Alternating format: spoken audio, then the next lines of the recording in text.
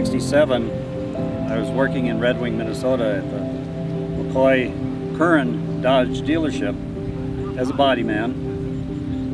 And one day this car came in, and I thought to myself, well, I have to have this car.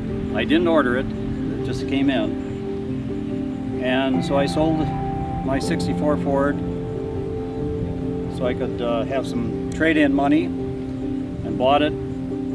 And a few years later, I bought my own body shop business in Houston, Minnesota. And after a year or so, I needed money for my business, and so I sold the car. Telling the guy I sold the car to, give me first chance if you ever decide to sell it back. Well, he never did. He sold it to another guy. And then in the meantime, I met my wife and got married and had 4 children, raised them. Life was busy, you know, work and all that.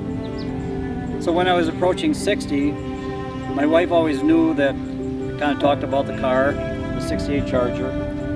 She wanted to know how to get it back, so she called my brother, who knew who I sold it to originally.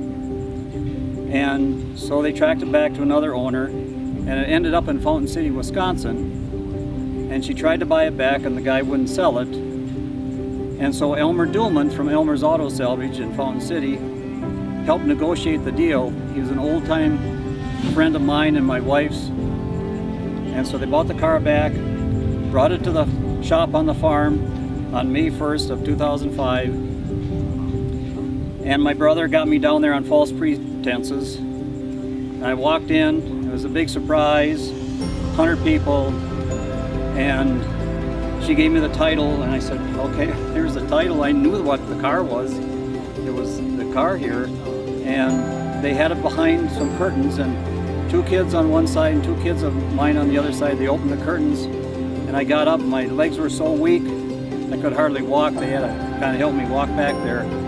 And so then it sat for a few years because we had kids in college and all that. And then after about a 5 or 6 year hiatus of it just sitting, I started working on it in the fall of 2011.